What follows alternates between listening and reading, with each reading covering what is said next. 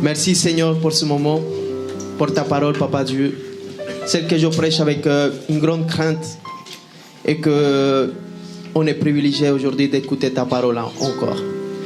Aujourd'hui, le thème s'appelle « Ferme ta porte avant que la porte se ferme ». Et pour ça, on va aller à Néhémie 1, 2, 4.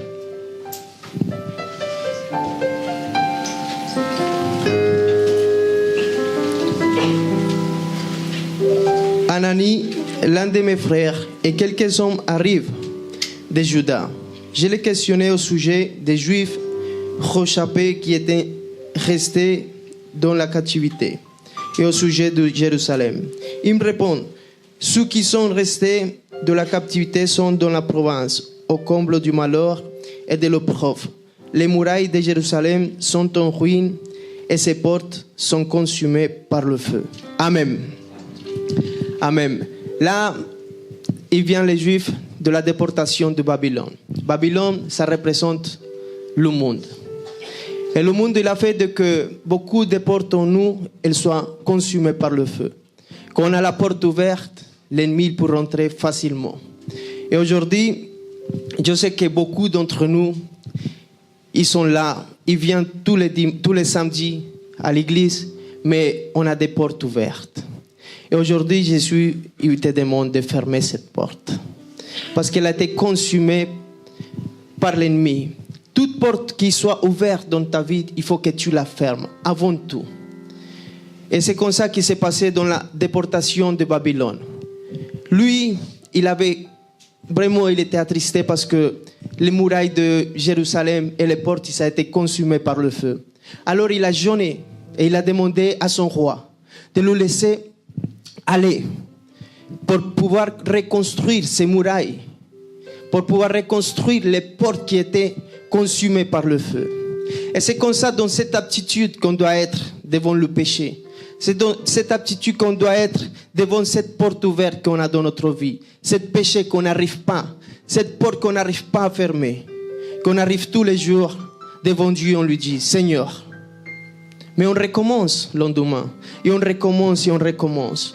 Je ne sais pas c'est quoi ton péché, c'est quoi cette porte que tu n'arrives pas à fermer. Mais aujourd'hui, Jésus vient pour te dire, tu dois fermer cette porte. Avant que la porte, elle se ferme. La porte, c'est Jésus lui-même. Amen. Alors Néhémie, il est parti à Jérusalem. Et lui, il est venu pour construire. Il est passé tellement de choses pour arriver à Jérusalem. Le roi, il a demandé à Dieu qu'il fasse grâce devant le roi pour qu'il le laisse partir. Parce qu'il servait le roi. Et le roi, il a vu tellement attristé qu'il a dit, vas-y, va construire cette porte. Et il est parti. Il est parti à Jérusalem. Et la première porte qu'il a construite, c'est la porte des brebis. La porte des brebis. Et c'est les sacrificateurs eux-mêmes qui l'ont construit. C'est la porte des brebis. Qu'est-ce que ça veut dire la porte des brebis dans notre vie? C'est qu'on connaît Jésus-Christ. C'est cette porte qu'on doit reconstruire avec lui. C'est cette intimité qu'on doit reconstruire dans notre vie avec Jésus-Christ. C'est ça qu'on fait quand on arrive du monde et les portes ils sont consumées. Notre première porte qu'on doit reconstruire, c'est la porte des brebis. La deuxième porte qu'il a reconstruite, c'est la porte des poissons. C'est là qui est à Jérusalem. Personne? Oui. Voilà, Jérusalem, comme toute c'est des grandes murailles. Et les portes, c'est très important. Parce que sinon, les ennemis rentrent facilement et ils viennent pour conquérir cette terre. Alors, là-bas, ceux qui ont été, ils ont vu qu'il y avait la porte de Juda, la porte... là, il y avait la porte des poissons. Et cette porte, c'était très important à l'époque parce que c'est là où les gens ils faisaient la provision et ils vendaient. Et dans notre vie, il faut que cette porte soit reconstruite aussi et Dieu veut la reconstruire. Il veut nous prospérer aussi. Une fois qu'on reconstruit la porte des brebis, il va te prospérer toi aussi. Il va prospérer ton âme. Il va prospérer ton âme avant tout. Pourquoi? Parce qu'on a besoin. Comme Pierre, quand Jésus-Christ il est venu voir Pierre, lui d'abord, il a donné la provision. Il a rempli sa barque. Alors Pierre, il est venu dans les pieds de Jésus, il a dit, je reconnais que tu es Dieu. Et c'est comme ça que Dieu nous appelle. Aujourd'hui, il faut qu'on reconstruise deux portes, la porte des brebis et la porte des poissons. Amen. Au Genèse 4:7 dit, certainement, si tu agis bien, tu releveras ton visage. Et si tu agis mal, le péché se couche à la porte et ses désirs se portent vers toi. Mais toi, domine sur lui. Amen. Ça s'est passé quand Caïn et Abel, ils ont fait leur offrande. Caïn, il a ramené le meilleur fruit. Et Abel, il a ramené son bétail le plus gros. Le mouton le plus gros. Et en vérité, est-ce que Caïn, il a mal fait? Non. Il a ramené son meilleur offrande pour lui. Il a ramené un bon truc, un bel fruit. Mais qu'est-ce qui se passe? Dans notre vie, des fois, nous, on croit qu'on fait bien. Pourquoi? Parce qu'on ne s'appuie pas par rapport à la parole. Mais l'enfer, il est rempli de gens bien. L'enfer, il est rempli de gens qui sont bien. Mais Caïn, il était en train de bien faire, mais il connaissait les désirs de Dieu. Son père et sa mère, ils connaissaient comment adorer Dieu. Et c'était de la façon comment Abel, il l'a fait. C'est pour ça, l'adoration d'Abel, elle a été reçue, mais l'adoration de Caïn, il n'était pas reçue. Alors il a dit, mais Caïn, certainement si tu agis bien, tu te relèveras ton visage, et si tu agis mal, le péché se couche à la porte et ses désirs se portent vers toi. Mais toi, domine sur lui.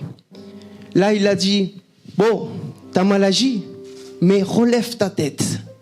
Relève ta tête. Et aujourd'hui, je viens parler, pas à celui qui fait le péché, mais comment tu te sens après d'avoir péché. Est-ce que tu te sens mal? Est-ce que tu dis, oui, j'ai pratiqué la masturbation, mais je me sens mal, je ne veux plus le faire. C'est parce que le Saint-Esprit est en train d'agir dans ta vie. Et c'est un bon commencement de se dire, de dire, je vais relever ma tête. Parce que celui qui ne relève pas sa tête, il est en train de regarder les choses du monde. Et c'est pour ça qu'il faut fermer ta porte. Et pas regarder toujours qu'est-ce qui se passe dans le monde. Parce que celui qui regarde les choses du monde, ses désirs, ils vont se porter sur lui.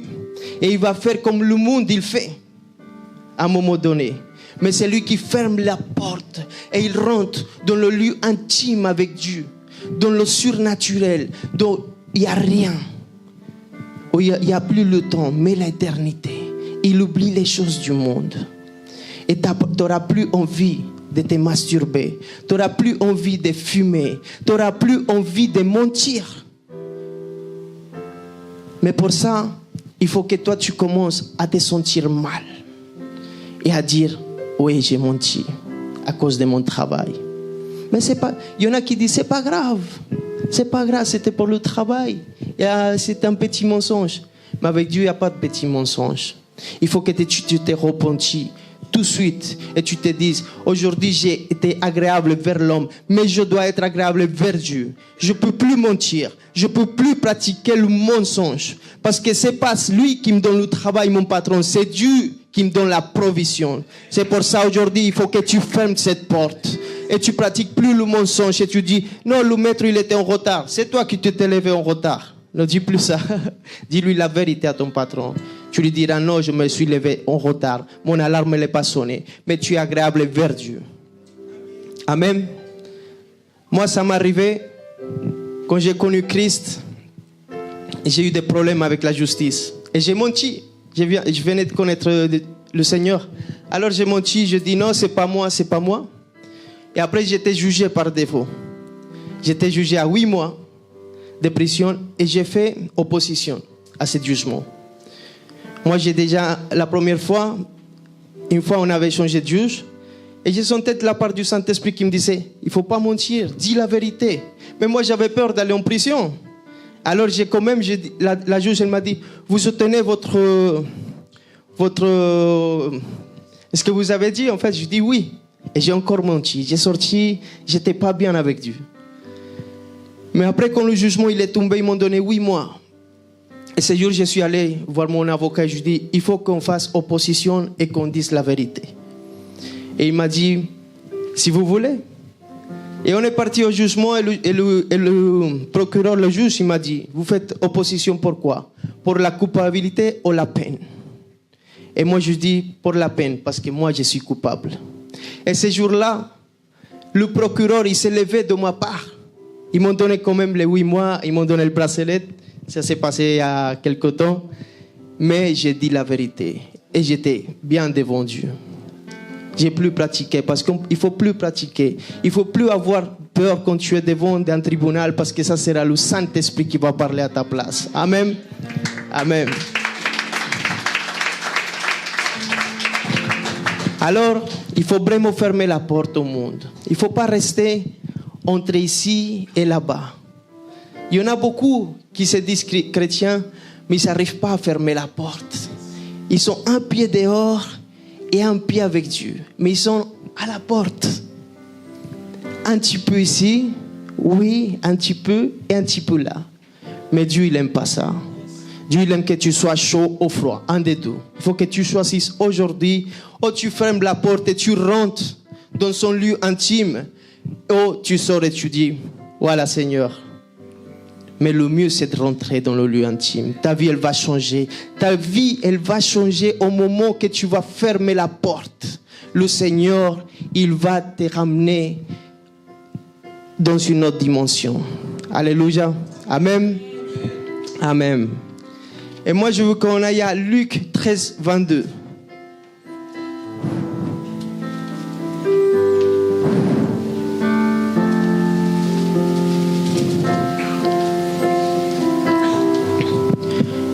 Jésus traversait les villes et les villages, enseignant, en faisant route vers Jérusalem. Quelqu'un lui dit, « Seigneur, il n'y a-t-il que peu de gens qui soient sauvés ?» Il leur répondit, « Efforcez-vous d'entrer par la porte étroite, car je vous le dis, beaucoup chercheront à entrer et ne leur pourront pas. Quand le maître de la maison se sera levé et aura fermé la porte, et que vous, étant dehors, vous commencerez à frapper à la porte en disant, « Seigneur, Seigneur, ouvre-nous. » Il vous répondra, « Je ne sais d'où vous êtes. » Alors vous vous mettez à dire, « Nous avons mangé et bu devant toi, et tu as enseigné dans nos rues. » Et il répondra, « Je vous le dis, je ne sais d'où vous êtes. Retirez-vous de moi, vous êtes tous d'ouvriers d'iniquité. » Amen. Amen. Là, on voit que vraiment, il faut s'efforcer pour rentrer dans la porte étroite. Il n'y a que 2 chemins. Un qui est étroit et un qui est large. Un qui t'amène à la vie éternelle et un qui t'amène à la perdition. Si je ne suis pas dans l'étroit, je suis forcément dans l'autre. Et c'est ça la question qu'il faut qu'on se fasse tous les jours. Dans quel chemin, dans quelle porte où je suis? Tous les jours de ta vie. Parce que si tu n'es pas dans le chemin étroit, c'est parce que tu es dans le chemin large. S'il n'y a rien qui se passe dans ta vie, fais attention. Si tu n'as pas de persécution, attention. S'il n'y a personne qui te pousse à cause de Christ, c'est parce que tu n'es pas dans le bon chemin. Il faut être dans le chemin étroit. C'est lui qui est dur et difficile, mais qui t'amène à la vie éternelle. Beaucoup ici, ils ont écouté un évangile de prospérité, d'argent, des choses. Mais aujourd'hui, je te ramène le vrai évangile. C'est un évangile où il faut que tu sois saint. Où il faut que tu cherches la sainteté de Dieu. Où il faut que tu cherches la présence de Dieu, le visage de Dieu. Il faut que tu arrêtes de pécher. Il faut que tu fermes la porte au péché pour que tu sois avec le Seigneur. Parce que beaucoup, ils disent, beaucoup d'ici, ils sont mangés et bu avec le Seigneur. Beaucoup, ils sont dans le lieu correct. Ils sont en train d'écouter la parole correcte. Mais la porte, elle va se fermer devant vous si vous ne fermez pas la porte au péché. Ferme la porte au péché pour que la porte qui est Christ Jésus ne se ferme devant toi. Parce que la parole, elle dit, dès que le Père, il va fermer la porte à un moment donné. Et là, sera trop tard pour crier.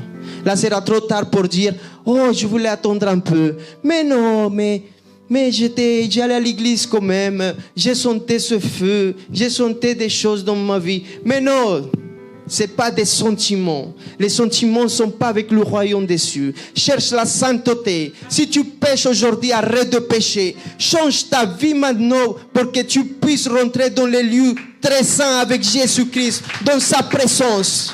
Amen.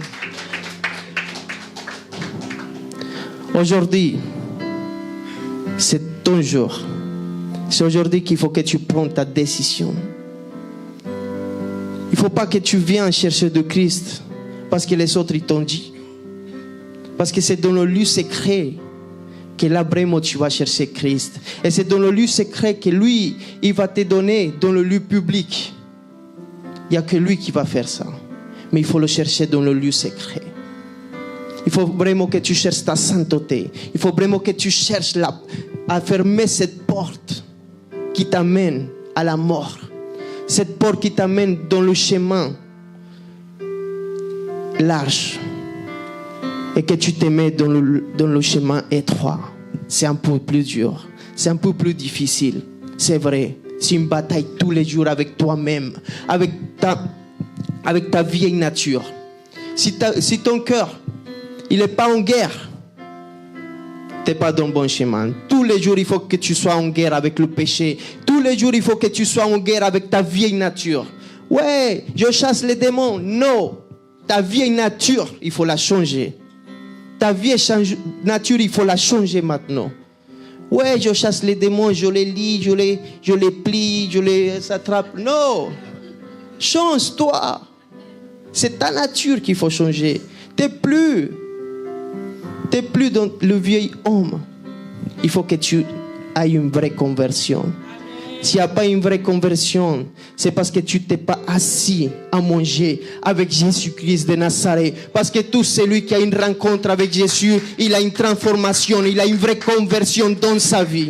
Maintenant, il faut que tu cherches sa face et tu lui dises, je ne me lève pas d'ici jusqu'à que tu viennes me transformer, Seigneur, parce que je n'arrive plus avec ce péché. Transforme-moi. Je veux rentrer dans ta présence et sortir différent aujourd'hui d'ici. Qui veut sortir différent d'ici aujourd'hui? Il y en a qui sont très saints ici, ils ne sont pas de péché. Bon. Il faut qu'on change. Il faut vraiment qu'on cherche. Il faut vraiment qu'on cherche la présence de Dieu. Il faut vraiment qu'on cherche la sainteté de Dieu. Il faut vraiment qu'on soit transformé. Qu'on commence à aimer la justice, les choses de Dieu, les choses du royaume plus que les choses du monde. Pourquoi on aime plus les choses du monde? Pourquoi? Ça nous arrive à tous de dire « Waouh, mais ça c'est bien, ça c'est bon. » Tu sais pourquoi? Parce que tu n'as pas encore fermé ta porte. Et tu continues à regarder le monde et ses désirs. Ferme la porte aujourd'hui. Et enferme-toi. Et vive pour le royaume. Vive pour les choses de Dieu. Jésus-Christ, il a donné sa vie. Toi, tu as donné quoi? Il faut qu'on ferme la porte. Il faut vraiment qu'on ait un vrai changement dans notre vie. Une vraie conversion. Tous les hommes qui ont eu cette rencontre avec Jésus-Christ, ils sont tous lâchés pour le suivre. Ils ne sont plus continués à se dire un peu ici ou un peu là. Ils sont vraiment suivre Jésus-Christ de Nazareth. C'est lui qui t'a sorti des ténèbres à la lumière. Sois vraiment dans la lumière, mon frère. Parce que le monde, il te regarde aussi à toi. Il te regarde comment tu bouges. Qu'est-ce que tu fais? Qu'est-ce qu'il y a en toi? C'est ton témoignage aujourd'hui qui va faire que ta maison, elle se convertit. C'est ton témoignage qui va faire que ta famille vienne au Christ. C'est ton témoignage qui vont dire, tes amis vont dire, c'est plus le même. C'est quand tu vas dans l'intimité avec Dieu. C'est là que tu sors. Et le monde, il va voir la lumière de Jésus en toi. Amen. Matthieu 6.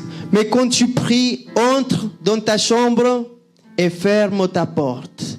Et prie ton Père qui est dans le lieu secret. Et ton Père Qui voit dans le secret, il te le rendra. Amen. Amen. Alors il faut qu'on rentre dans le lieu secret. Mais d'abord, il faut qu'on commence à fermer toutes ces portes. Il faut qu'on restaure tous les portes qui ont été consumées par le feu quand on était en Babylone. Parce qu'à Babylone, dans le monde, on a pris beaucoup de choses qui étaient bonnes pour le monde. Et qu'on arrive à Christ Jésus, il faut qu'on commence à renouveler quoi? Nos pensées. Et c'est où qu'on renouvelle nos pensées? Dans le lieu secret. Alors il faut rentrer où? Dans le lieu secret, mais il faut fermer la porte au monde. Fermer la porte au monde et ses désirs. Amen. On va lire une histoire au 2 Rois 4:4.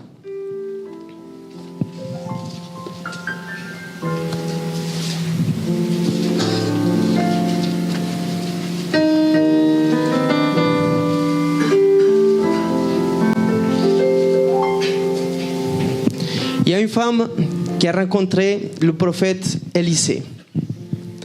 Et cette femme, elle avait tout perdu. Elle a perdu son mari. Le créancier, il voulait prendre ses enfants et les mettre en esclavage. Et elle n'avait plus rien à la maison. Elle était en train de vivre une vie vraiment dure. Comme ça peut arriver à beaucoup d'entre nous. Elle n'avait plus rien. Plus rien. Plus rien du tout. Et il a demandé au prophète de l'aider.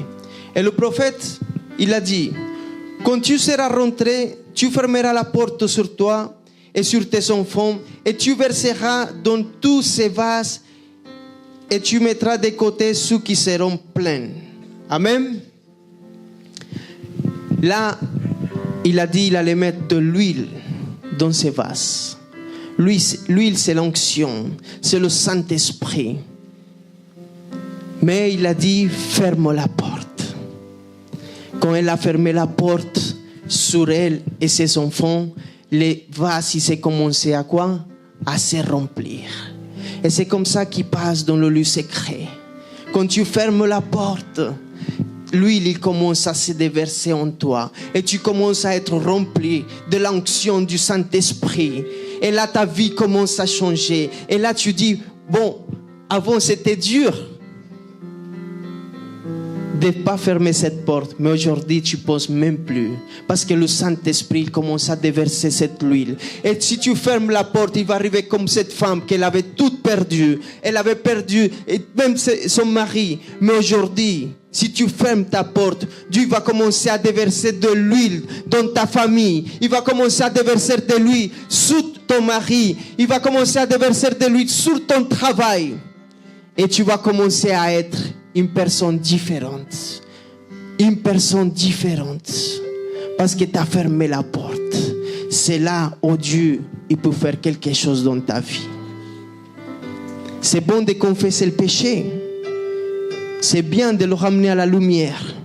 Mais il n'y a que Dieu dans l'intimité qui peut te changer.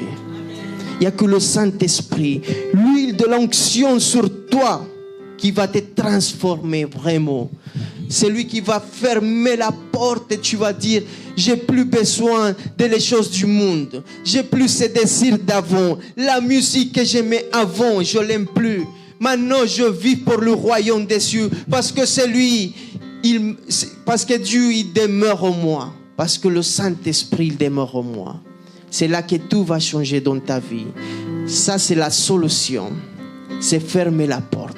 Et le prophète, il a dit à cette femme, ferme la porte derrière toi. Ramène toutes les vases. Toutes les vases. Elle a ramené toutes les vases. Elle est partie chercher chez son voisin, prête-moi des vases. Elle a ramené des vases, des vases, des vases, des vases. Et une fois qu'elle a fermé la porte, toutes les vases se sont commencées à remplir. Va dans l'intimité avec Dieu. Et l'huile, il va commencer à se déverser sur ta tête. L'huile, il va commencer à te prospérer. L'huile, l'onction, elle va arriver sur ton mari qui ne s'est pas converti. Pourquoi? Parce que toi, tu seras vraiment converti. Et il va voir ces changements en toi. Merci Seigneur, parce que tu déverses de l'huile, Seigneur, dans l'intimité, Père éternel, Seigneur. Parce que c'est là qu'il faut chercher Dieu. C'est dans l'intimité. C'est là qu'on doit fermer cette porte au monde. Comme Caïn, il avait vu son frère qu'il avait donné un meilleur offrande. Et il n'a pas cherché à faire sa meilleure offrande. Cherchons à faire une meilleure offrande. Tu n'as pas donné ta meilleure offrande jusqu'à maintenant à Dieu. Cherche à donner une meilleure offrande. Ne cherche pas à tuer Abel.